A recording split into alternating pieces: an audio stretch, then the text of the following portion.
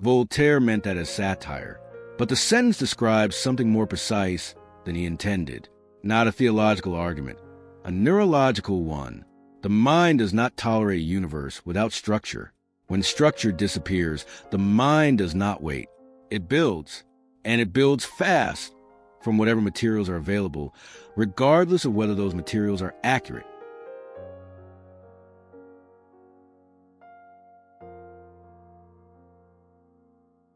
Most people experience the loss of meaning as a feeling, as grief or disorientation, or a specific flatness that arrives after something that mattered stops mattering.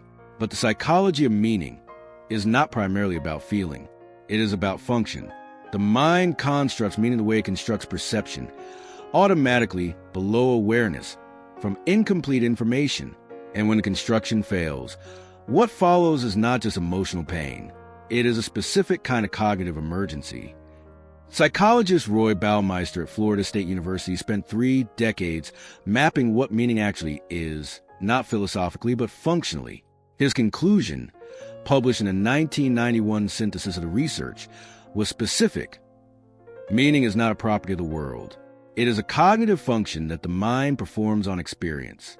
It requires 4 components to operate: purpose, the sense that actions lead somewhere; value, the sense that those actions matter; efficacy, the sense that one can influence outcomes; and self-worth, the sense that one is a legitimate agent in the process.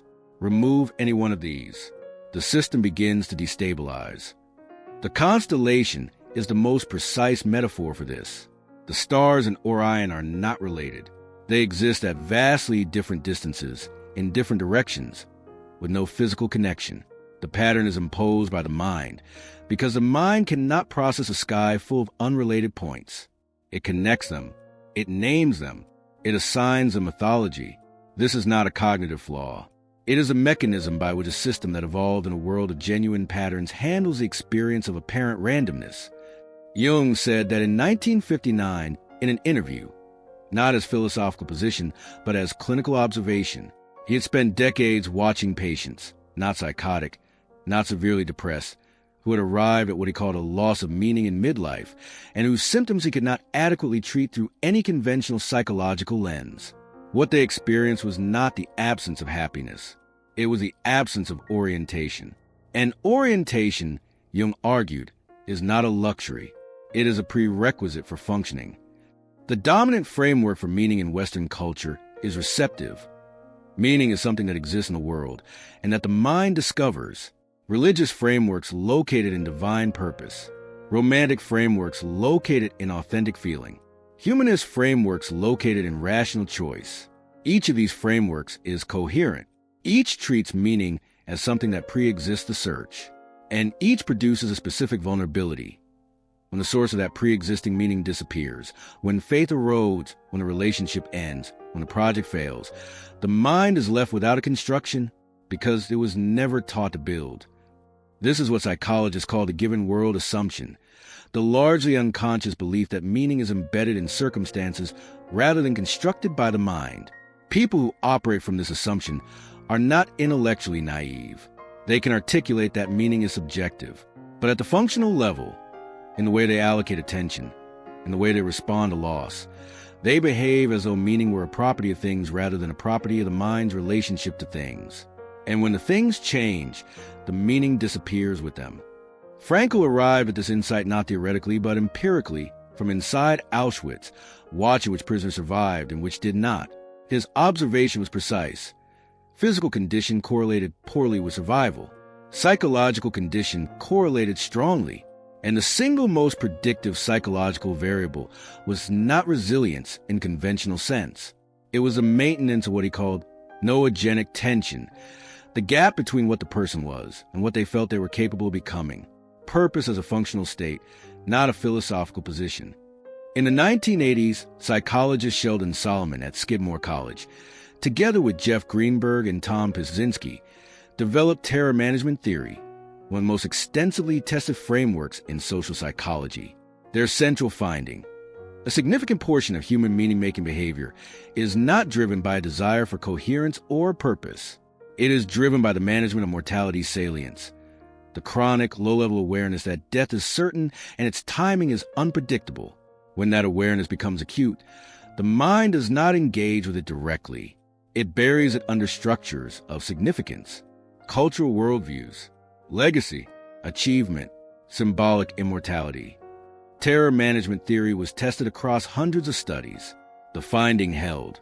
When people were primed with reminders of their mortality, they subsequently showed increased commitment to their existing worldviews, increased hostility toward people who held different views, and increased investment in legacy-related activities.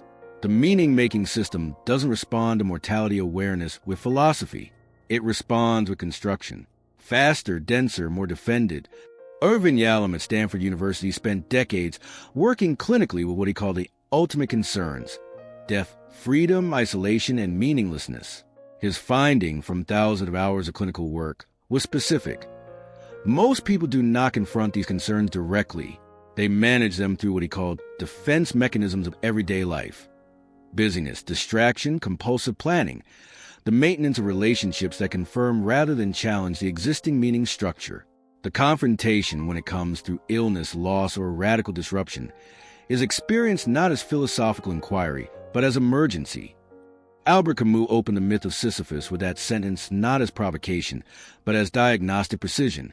He was asking, if the universe is genuinely indifferent, if there is no inherent meaning, no purpose embedded in existence, then on what grounds does the mind choose to continue?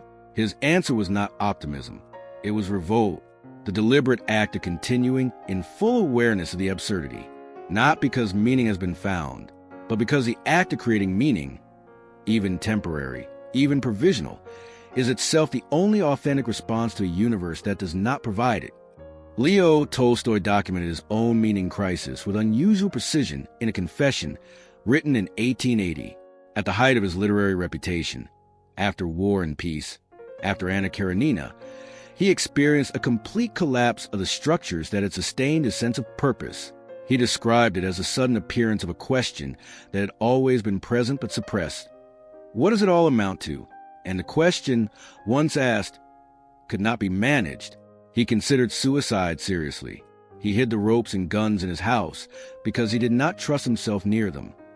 Van Gogh painted the Starry Night from inside the St. Paul de Marceau Asylum in St. Remy de Provence.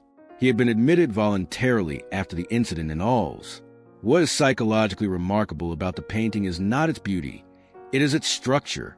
A sky that should be chaotic has been given violent, insistent order. Every element is in motion, but the motion is patterned. The painting is not a record of what Van Gogh saw. It is a record of what the mind does when reality becomes incoherent. It imposes pattern with whatever force is available. The invisible cost of meaning-making is not the construction itself. The construction is necessary. The cost is what happens when construction is never examined, when the structures of significance that the mind has erected against the void are treated as discoveries rather than as fabrications.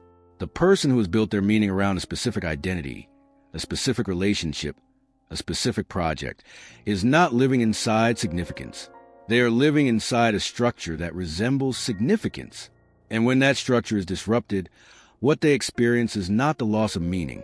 It is the exposure of the void that was always underneath. Psychologist Crystal Park at the University of Connecticut developed what she calls the meaning-making model, a framework for understanding how people respond to highly stressful or traumatic events. Her finding, consistent across hundreds of studies, the primary driver of psychological distress after a major negative event is not the event itself. It is the degree to which the event violates the person's existing meaning structure. The question the mind is asking is not what happened. It is how does this fit? And when the answer is it doesn't, when the event is entirely incompatible with the existing construction, the distress is not proportional to the objective severity. It is proportional to the structural damage. The specific cost that Park identified, and that subsequent research has confirmed, is not the inability to function. Functioning continues. The specific cost is what she calls meaning violation, the state in which the existing construction has been damaged beyond repair, but no new construction has been built. The mind is active, but it is active in a way a system of emergency is active, using maximum resources to maintain a structure that is no longer structurally sound. rather than building a new one. The energy expenditure is enormous. The output to the person experiencing it is zero. The mind does not choose whether to make meaning. It makes meaning the way it makes perception, automatically, continuously, from incomplete information. The question is never whether meaning will be constructed. The question is whether the construction will be examined, whether the person will, at some point, turn toward the structure they have built, not to demolish it, but to understand its materials, to see which parts were built from genuine experience, and which parts were built from the urgency of a system that cannot tolerate the void. Because the void is not the problem. The problem is the mind's refusal to sit with it long enough to build something accurate. What is built in a hurry, from fear of emptiness, tends to require constant maintenance. What is built slowly, from actual examination, tends to hold.